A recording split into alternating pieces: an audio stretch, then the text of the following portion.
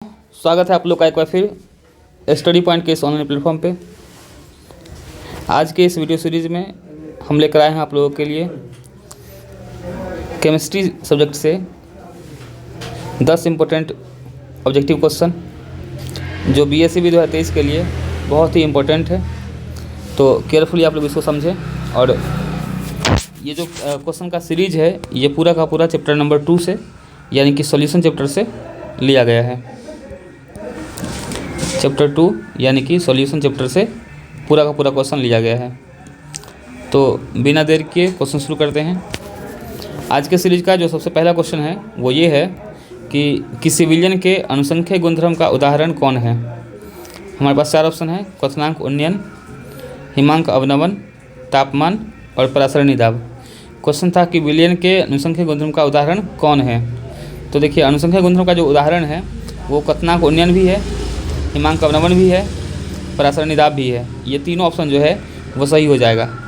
अगर यहाँ पर ये कहा रहता कि विलयन के अनुसंख्यक गुणधर्म का उदाहरण कौन नहीं, अगर इसमें यहाँ दिया रहता कि विलयन के अनुसंख्यक गुणधर्म का उदाहरण कौन नहीं है, तो अगर नहीं कहा जाता तो इसका ऑप्शन सी जो है वो करेक्ट होता, यानी कि तापमान जो है वो अनुसंख्यक गुणधर्म का उदाहरण नहीं है।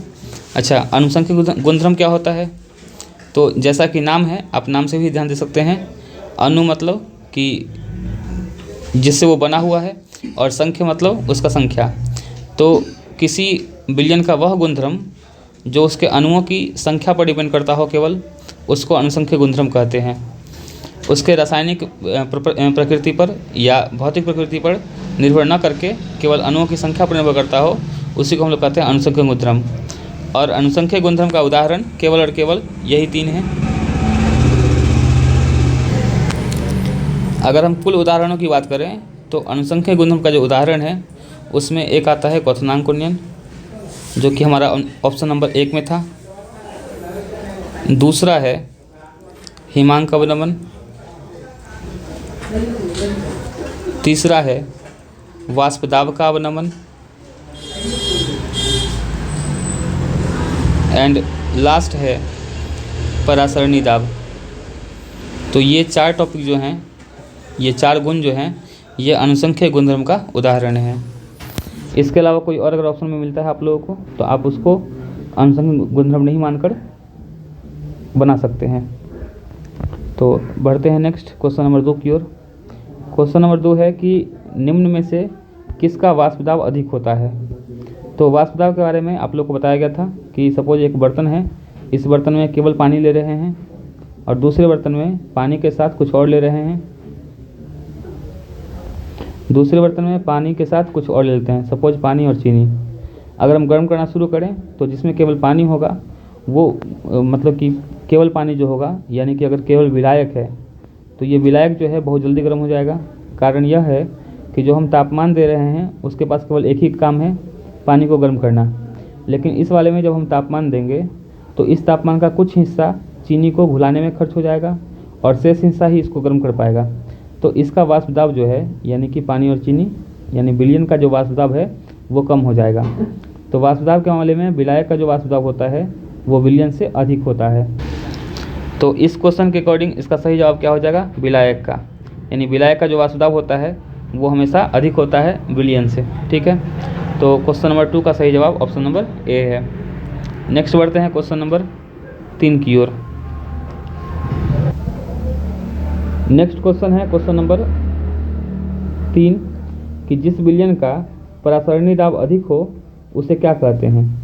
तो जैसा कि आप लोग जानते होंगे कि परासरणी दाब जो होता है, परासरणी दाब, इसको रिप्रेजेंट किया जाता है कैपिटल पाई से। कैपिटल पाई से परासरणी दाब को डिफाइन करते हैं। तो हमारे पास मान लीजिए 2 विलयन हैं, विलयन ए और विलयन बी। यदि दोनों विलयनों का परासरणी दाब जो है यानी पाई ए और पाई बी जो है यदि बराबर होगा तो इन दोनों विलयनों को हम लोग कहते हैं आइसोटोनिक। आइसोटोनिक विलयन कहते हैं, या इसी को कहा जाता है समपरासरी। समपरासरी विलयन कहा जाता है। लेकिन यदि दोनों विलयनों का परासरणी दाब अलग अलग हो, किसी एक का ज़्यादा हो और किसी एक का कम हो, तो जिसका ज़्यादा होगा यानी कि यहाँ पर पाई, जिसका ज़्यादा होगा उस विलयन को हम लोग कहते हैं हाइपरटोनिक विलयन। जिस विलयन का वाष्प दाब अधिक होगा उसे कहते हैं हाइपरटोनिक विलयन, और जिस विलयन का वाष्प दाब कम होता है उसको बोलते हैं हाइपोटोनिक विलयन। तो अब आते हैं क्वेश्चन में। क्वेश्चन क्या था हमारा?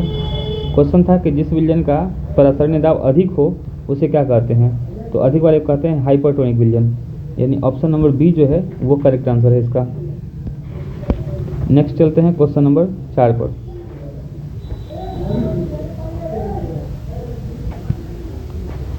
क्वेश्चन नंबर 4 है कि मोलरता की इकाई क्या है?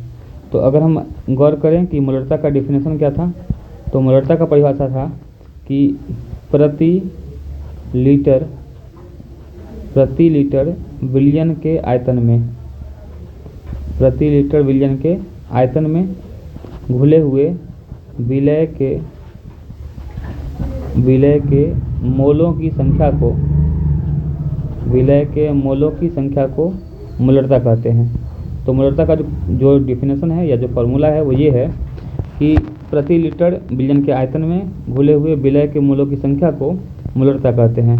तो यदि हम इकाई की बात कर लें तो ऊपर है विलय का मोल यानी कि मोल, और बटा नीचे है लीटर, तो बटा का लीटर, तो मोल बटा लीटर या मोल लीटर इनवर्स इसकी इकाई हो जाएगी। तो इस क्वेश्चन का जो सही जवाब होगा वो हो जाएगा option number D, mole litre inverse. ठीक है, option D is the correct answer. अब चलते हैं क्वेश्चन नंबर 5 पर। क्वेश्चन नंबर 5 है कि जब ठोस विलायक के कण का आकार तथा ठोस विलय के कण का आकार लगभग बराबर हो जाए तो वैसे विलयन को क्या कहेंगे? तो जैसा कि आप लोग पढ़े होंगे ठोस का ठोस में विलयन, यानी जब दो ठोसों को मिलाया जाए तो क्या होता है।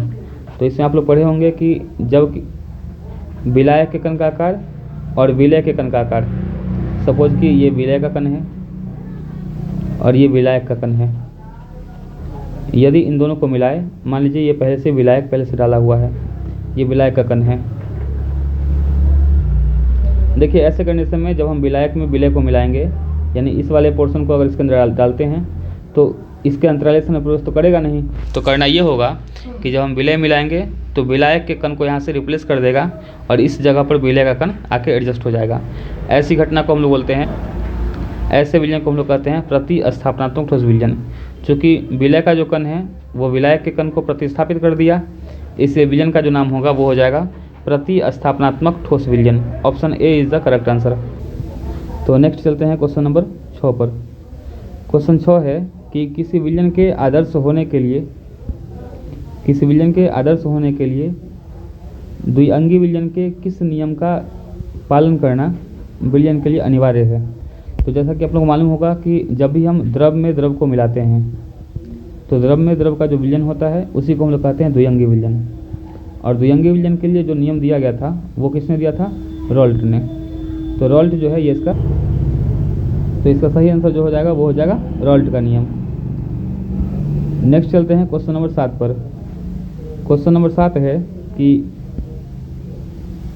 किसी विलयन का मोल प्रभाज हमेशा कितना होता है? तो अगर हम मोल प्रभाज की बात करें तो जिस किसी का मोल प्रभाज निकालना हो, सपोज x का निकालना है, तो जिस किसी का मोल प्रभाज निकालना होगा उसके मोल को ऊपर लिखा जाता है और हमेशा भाग किया जाता है विलयन के मोल से। तो यदि हम लोग को निकालना है x का मोल प्रभाज तो क्या लिखेंगे? x का मोल बटा में विलयन का मोल। तो अगर x को रिप्लेस करते हैं विलयन से, यानी कि अगर हम लोग को निकालना है विलयन का मोल प्रभाज, तो जब हम विलयन का मोल प्रभाज निकालेंगे तो फॉर्मूला के अकॉर्डिंग जिसका निकालना है मोल प्रभाज उसको ऊपर लिखेंगे, यानी ऊपर क्या लिखेंगे? विलयन का मोल, और डिवाइड हमेशा किससे करना है? हमेशा करना है विलयन के मोल से, यानी कि विलयन के मोल को ही विलयन के मोल से ही डिवाइड करेंगे तो कट के क्या आएगा? ये दोनों कैंसिल आउट और फाइनल आंसर 1 आएगा, यानी कि ऑप्शन सी जो है वो इसका करेक्ट आंसर है।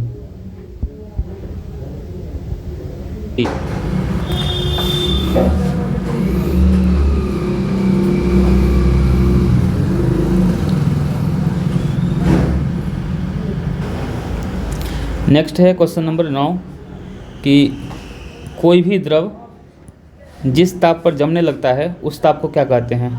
तो कोई भी द्रव जिस ताप पर जमता है उस ताप को द्रव का हिमांक कहते हैं, फ्रीजिंग पॉइंट कहते हैं, यानी कि 9 का ऑप्शन नंबर ए जो है वो करेक्ट आंसर होगा।